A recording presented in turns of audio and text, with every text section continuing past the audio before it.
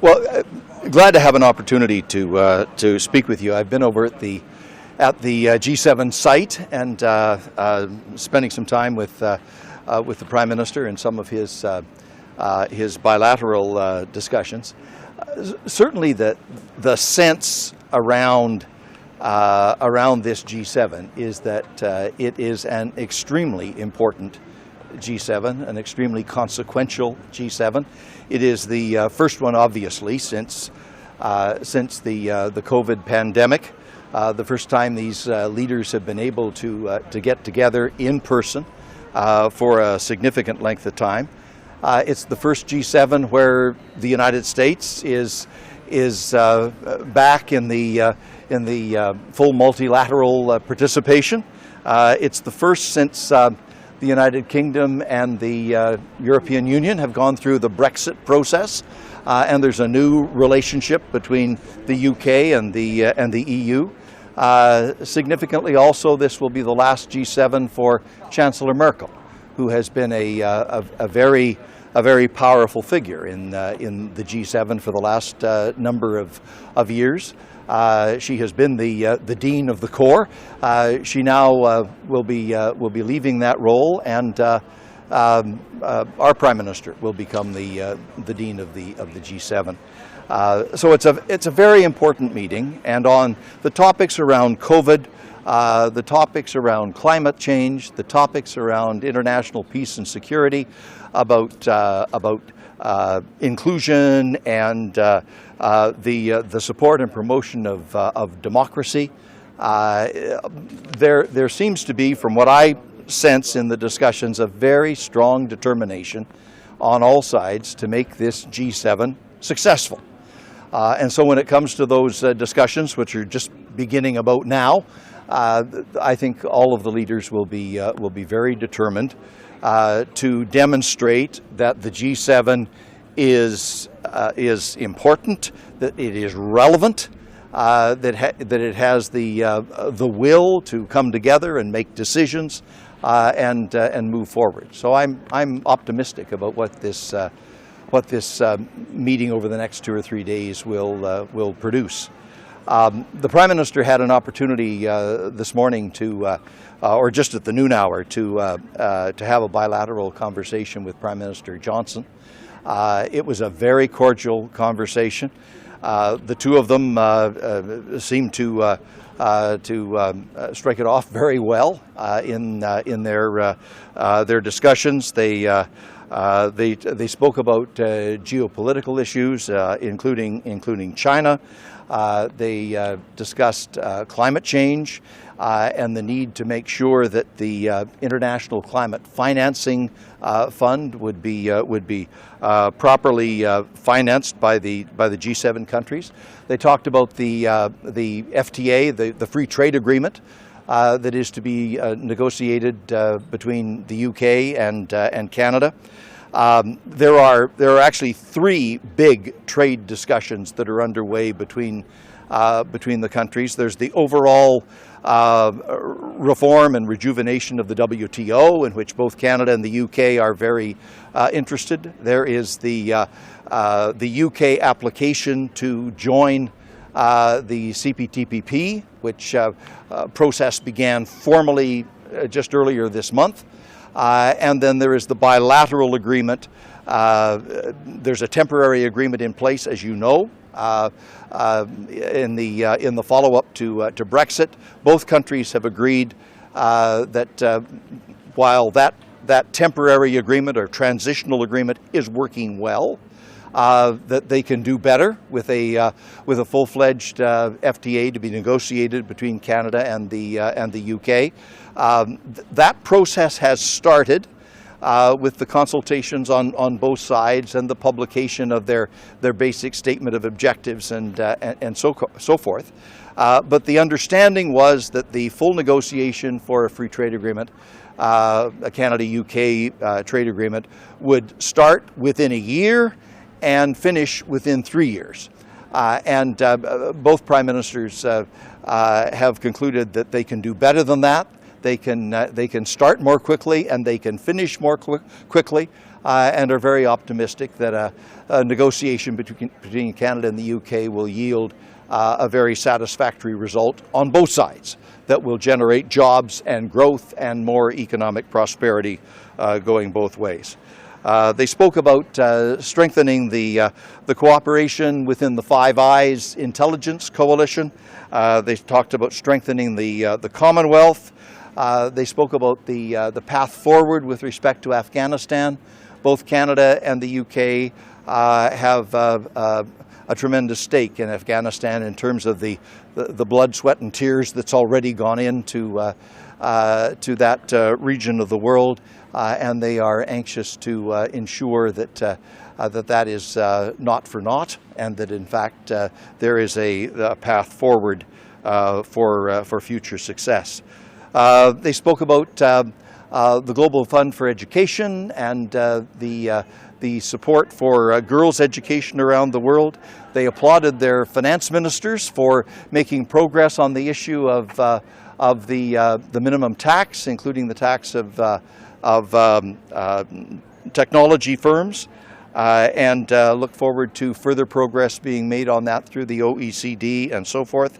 They discussed PS 752 and the abhorrent conduct on the part of Iran that cost so many lives, including so many precious Canadian lives, and the need for that issue to be pursued internationally to ensure that justice for the families is done.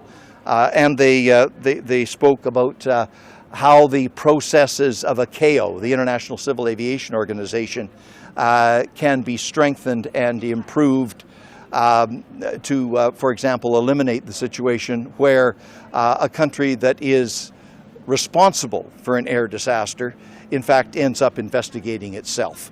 And such a conflict of interest obviously defies credibility. The two of them talked about vaccines and the importance of this G7 arriving at a very strong conclusion on the provision of vaccines, and Canada made it clear, Prime Minister Trudeau to Prime Minister Johnson, that Canada would be making its full commitment within the overall G7 commitment, that we would fully satisfy our proportionate share of that responsibility with respect to vaccines. Prime Minister Trudeau mentioned the importance of the Good Friday Agreement, in which, of course, Canada has a stake because of the role played by General de Chastelain, and while this is a matter for the UK to deal with, Prime Minister Trudeau indicated if there's any further way in which Canada could assist, as we did before, we would certainly be more than happy to try to be helpful in any assistance that might be required.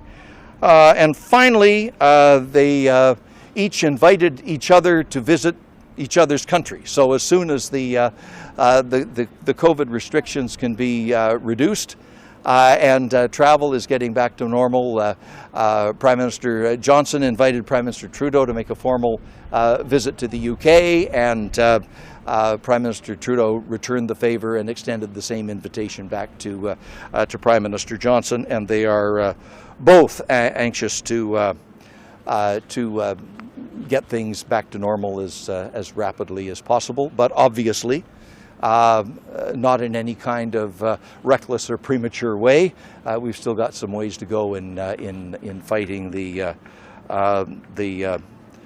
issues related to COVID. So broadly, for the summit itself, the issues around COVID, the issues around climate change, the issues around advancing human rights and the promotion of democracy and open societies. Those issues will be discussed, I think, with great intensity and passion by all of the leaders over the next several days. And they have a high expectation that coming out of this, there will be very substantive success on behalf of all of the G7 countries. Can you talk a bit about the Prime Minister's virtual audience with the Queen and whether the issue of replacing the Governor General came up? Yes, the conversation took place this morning. The logistics around that were discussed very extensively between the Prime Minister, the High Commission, and the Palace to ensure that this conversation could take place in the most safe and secure way, and it was concluded that the virtual method would be the most effective way. They will have an opportunity briefly this evening to have a face-to-face conversation, but that is logistically very constrained and a very short time frame. So they discussed several issues. COVID was obviously on everybody's mind, and the importance of beating the pandemic worldwide. They talked about the awful tragedy in London, Ontario, with the horrible loss of life and that terrible motor vehicle attack. They also talked about the terrible discovery in Kamloops of the 215 graves of Indigenous children at the Kamloops residential school. They talked about the G7 meeting and what was going to be on the agenda. And yes, they consulted with respect to the Governor General and the urgency of filling that role, and the Prime Minister wanted to have a conversation with Her Majesty to bring her up to date on exactly where the process stands, and get her advice as he moves into the final stages of that decision making. On the question of vaccines, how much pressure did Canada feel? Because the UK has been very forceful in its demand that all the G7 countries step up. Yesterday, Prime Minister Johnson had said 100 million doses. Surprisingly, Canada, off the record, is saying 100 million doses today. How much pressure did we feel to match what the UK was saying? Well, right from the very beginning, Canada has been very active through the COVAX mechanism with the funding that was announced more than a year ago. We were very quick off the mark to participate in the global effort and to be among the most generous countries in the world in dealing with that issue. Clearly, as the world is more and more adopting a principle that Canada has spoken about for quite some time now, that this issue is not going to be solved for anybody until it is solved for everybody, which means the effort worldwide to vaccinate everyone. And as the G7 meeting was approaching, clearly it's incumbent upon the G7 to make a very important decision here, and for every country to participate at least proportionately and perhaps even more than proportionately. Canada will do that, and we have indicated for some time that we'll be there doing Canada's full fair share. More details will be available over the weekend, but clearly this meeting was one where the pressure was on every country to make sure that we are saying clearly to the world that these 7 most wealthy countries will lead the way in making sure that vaccines are available on the widest possible basis. Could you explain which government made the final calculation? Because we're hearing that this was a number that came from the British government for the Canadian contribution. And it appears to be per capita, on a per capita basis, higher than the British contribution, because the British are making the same contribution with a larger population. It's also about twice the US contribution on a per capita basis. Why well, is that? I think all of the arithmetic will fall together when people see the total statement of what the entire G7 contribution is over what time period, and how each country's proportionate share falls within that. It is a bit of a complicated calculation, part of it in cash, part of it in kind, but it will be, I think, important to put it all together as a total package. What is clear as of now is that that Canada has stepped up to the plate and made a commitment that fully discharges our international obligations up to this point. But if you add together all of those donated vaccines, that's still only a fraction of the global population. So more will be required and more will be forthcoming. Mr. Goodale, do you have any idea of what proportion will come from the surplus from Canada, from its own stock? And should Canadians be worried that this will affect the vaccination operation in Canada? No, the Canadians should not be worried about any negative impact within Canada. The exact proportions will be in terms of cash contributions and in-kind contributions. That will be summarized on Sunday. But there will be no negative impact on the vaccination plan for Canadians within Canada. You mentioned the Good Friday Accords, and this, I think, is the first time that Canada has raised it directly with the UK. President Biden has linked it to a free trade agreement with the United States. He suggested that if there were issues with the border, that might slow down a free trade agreement. Is Canada willing to also apply that kind of pressure? Because we, as you say, had a role in that. The Good Friday Agreement is obviously important from Canada's point of view. What the Prime Minister was trying to do today in his conversation with Prime Minister Johnson was to signal that we are very aware of the issue. We know how complex those border issues are with respect to Ireland and Northern Ireland. We don't underestimate the difficulty of finding a satisfactory resolution, but simply to signal we're aware of it. And since we, at one point in time, had a role in being of assistance to find a solution, Canada is prepared to do the same again if it would be helpful. But this is something, obviously, it's up to the United Kingdom to resolve. And Prime Minister Johnson indicated his full confidence that it would be resolved satisfactorily. President Biden and our Prime Minister spoke for at least 30 seconds that we could see on camera before the family photo. Do you know if opening the border was discussed or anything else you can tell us? I wasn't there for that conversation, but I'm sure that over the course of the next 2 days, there will be several of those kind of pull-aside get-togethers where they may discuss specific subject matters. But there is no communication barrier or impediment between the Prime Minister and the President. They spoke very quickly after President Biden was first elected. They spoke very quickly again and extensively after the inauguration. The flow of communication goes back and forth constantly. So anything they need to discuss, they can quite literally talk about it on a moment's notice. No bilateral between Biden and Trudeau here?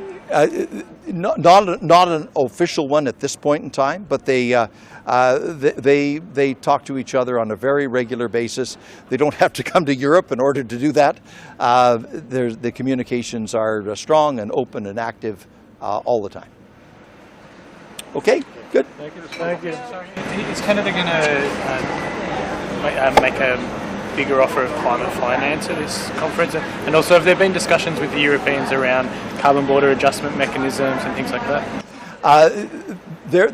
Those topics about border issues and border adjustments for carbon may come up during the course of the conversation among the leaders. In terms of international climate finance, yes, Canada will be making a larger commitment. That will be announced over the course of the weekend by the Prime Minister.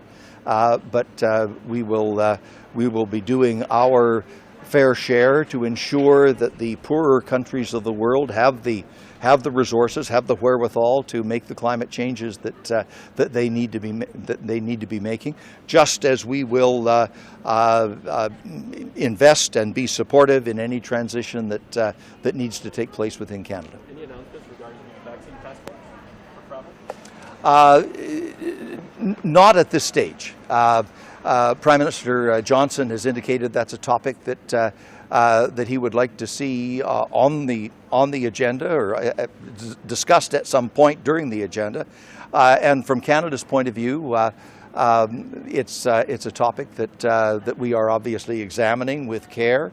It's something that needs to be very carefully thought through because of all of the implications, both for international travel, but also civil liberties and so forth. And it will be important for countries like those in the G7 to collaborate with each other to ensure that this is done properly.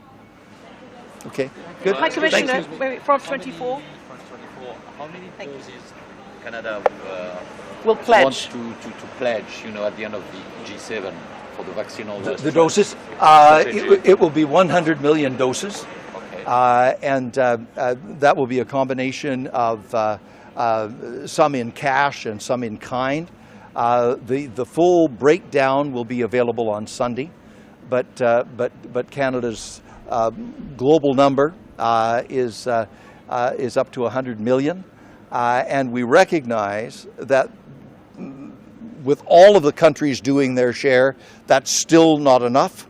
So more will be required as we go forward, but this is a starting point. And may I just add, also for France 24, what about education and helping children who have not had access around the world, and particularly the gender gap that has further entrenched inequalities that the Prime Minister was referring to? That has been a major issue for Prime Minister Trudeau for a very long time. Gender equality, girls' education. He will be making a new commitment during the course of this summit for Canada's contribution to the Global Education Fund. That will be forthcoming later on in the weekend, but it's very definitely on his agenda. Sorry, vaccine doses over how many months? Just wondering, would it be over the next year, or is that going to be? The full breakdown over the period of time from the beginning of the pandemic and then from now going forward, all of that will be broken down in the arithmetic on Sunday.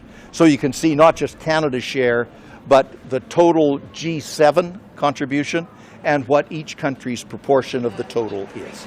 But that'll be coming Sunday afternoon. Where is Canada on the vaccine waivers? Sorry? On patent waivers for vaccine. Look, that's a topic I have not had an opportunity yet to discuss with the Prime Minister. So I will have to defer that to his comment later on in the weekend. Can I give you my card? Sure. Thank you. Nice to meet you. Okay. From France 24. Yes, Good. Nice to meet you. Good. Thank you very much. Thank you. Thank you. Very good to see you again. Yep. Bye-bye.